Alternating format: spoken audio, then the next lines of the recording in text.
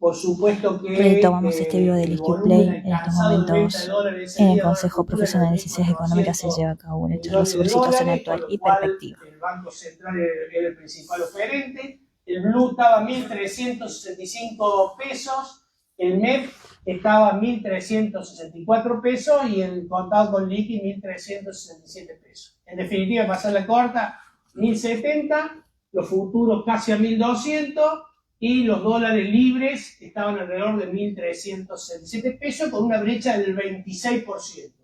Con ese contexto, el Fondo Monetario anuncia el acuerdo, la brecha que había logrado bajarse, esto era el dólar oficial, digamos, y esto eran los dólares libres.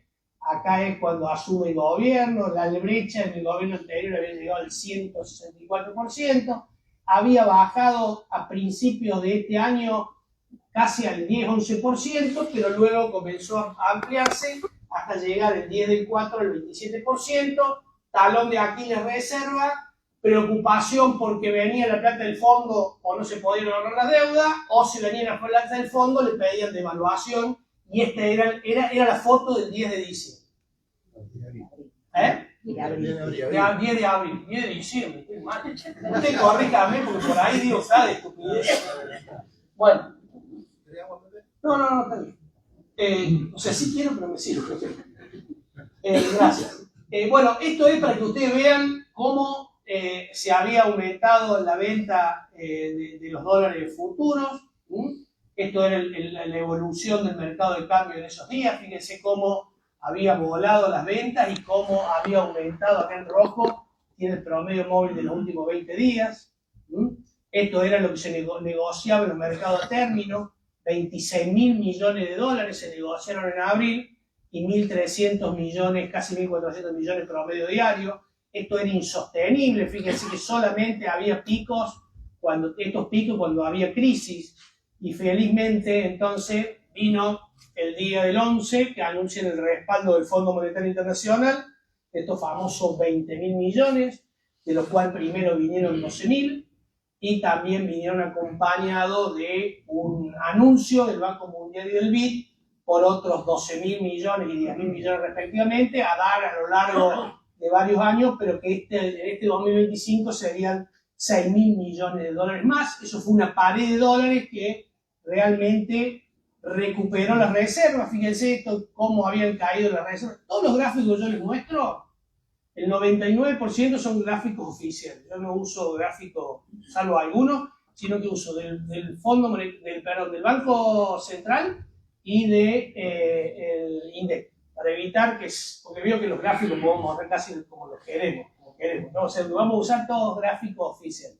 Este es del Banco Central, esta era cómo habían caído las reservas, ¿sí?, en los últimos tiempos, y esta es la recuperación tremenda que tienen con los 12.000 millones de dólares, que eso calma los nervios absolutamente. Este no es del Banco Central, este es un gráfico hecho por nosotros, pero digamos acá muestra el salto de las reservas que veíamos recién, pero fundamentalmente que las reservas netas, que eran negativas en todo el año 2024, que pusieron en rojo ahí abajo, a partir de tener estos dólares, vuelve a ser positivo. Y ahí se queda, y empiezan a bajar lentamente porque el central no está comprando dólares.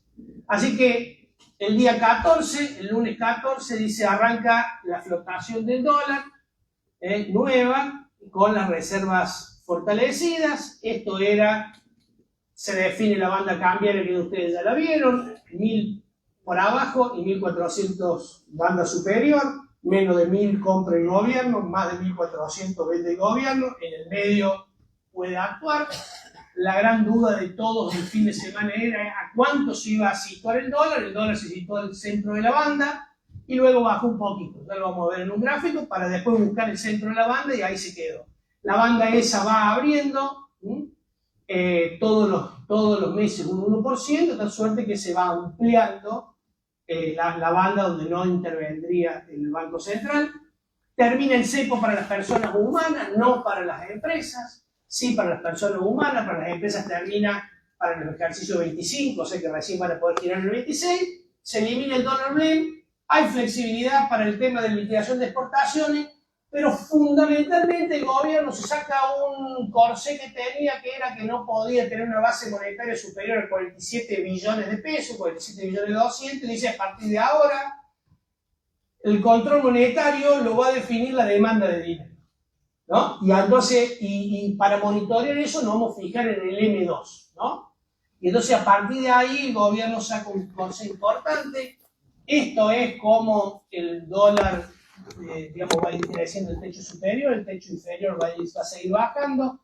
Esta es la baja que tuvo el dólar en el dólar contado con liqui, el dólar MEP, digamos, y la ilusión del gobierno. Y acá Milei es cuando dice: yo no voy a comprar dólares hasta que no toque los 1.000, ¿no? Entre ahí hay una venganza para aquellos que le jugaron contra el dólar a 1.300 y pico, que corrieron el tipo de cambio. También hay un logro, el querer mostrar un logro político, pero es una medida de mucho riesgo en la economía real, porque si el dólar toca 1.000, digamos, claramente el sector productivo va a tener un problema importante en términos de competitividad. Si bien los insumos se van a abaratar, en términos de competitividad se va a complicar. Fíjense, esto es el dato del central del viernes. Acá está cómo venía el claro IPEC, acá está con la devaluación, y como acá está, miren, fíjense cuando el dólar llega casi al valor que tenía antes de entonces con el claro IPEC, pero se entusiasman con que llegue a 1.000. Esto hace que las personas compren dólares. 1 millón de personas compraron 2.000 millones de dólares, digamos, algo que no se veía hace un tiempo. Algunos compraron para ver si le vendían, otros compraron porque lo habían visto a 1.300 y pico y creyeron que era una oportunidad para comprar. Pero lo cierto es que aparece la demanda de dólares de personas físicas que antes no estaban, y aparece, por supuesto, se profundiza la demanda de dólares para viajes, que no es un tema menor en Argentina. Vuelve, estas son las líneas celestes, lo que es servicios vuelve a ser negativo, y de nuevo, el Banco Central en todo mayo no compró dólares, ¿no? Y esto entonces sí va a escuchar a algunos economistas que no están dentro de los economos chantas, sino que están dentro incluso de los economistas que el presidente escucha, como Arriazu, que advierten sobre la importancia de que compren dólares ahora que estamos en un momento de alta liquidación. Esto es lo que es demanda de dinero, que yo les decía, van a monitorear de los 47 billones de pesos, saltó a junio 52 billones, y lo que hace el Banco Central es avisarte de cuánto va a ser el dinero que va a estar dispuesto a soportar. 57 billones en septiembre, 66 casi billones en diciembre. Este es el plan monetario y va a controlar el M2.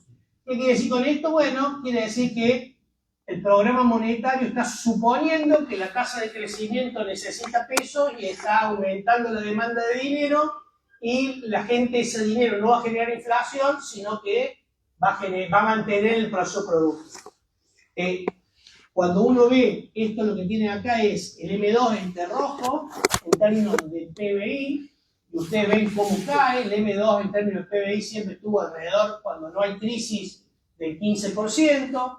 Fíjense cómo bajó, ¿no? Esto es cuando la gente no quiere tener peso por la alta inflación, a la mitad, y ahora comenzó a recuperar. A esto apuesta el gobierno, pero acá, digamos, es lo que se llama creación de dinero primaria.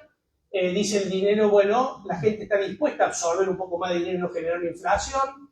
Este mes que pasó aumentó 2 billones de pesos la base monetaria y no hubo problema. El Banco Central hizo una movida con la utilidad que había tenido, 19 billones de pesos, eso generó un poco de preocupación en el mercado, se lo pasó al Tesoro, el Tesoro tomó, digamos, las pérdidas que había tenido el año anterior, en el 23, y el resto se lo depositó al Central para que pueda seguir remonetizando la economía. Pero, más allá de que el Central no emite con la fuerza que la economía necesita, en estos meses se lubricó, digamos, el crecimiento con lo que se llama creación secundaria, que son los préstamos. Los préstamos han generado digamos, el combustible que necesitaba la economía para poder consumir y crecer en estos meses. Y así los préstamos pasaron de 4 puntos de PBI a 8 puntos de PBI. ¿Cuál es el tema de esto? Que es fantástico, porque los préstamos crecieron 5%. Si uno va a los préstamos hipotecarios, crecieron con mucha fuerza. Si uno va a los préstamos personales, también crecieron. ¿Cuál es el problema de este? El problema es que se acabó la liquidez. Se le acabó la liquidez a los bancos. Cuando comenzó este gobierno, como el gobierno no tomaba más los fondos, digamos, desde el Banco Central, los bancos tenían más del 60, casi 70% de los depósitos de la gente en liquidez. Bueno, ahora tienen el 30 y pico. Y el 30 y pico es casi el encaje que tienen que tener para que las cuestiones regulatorias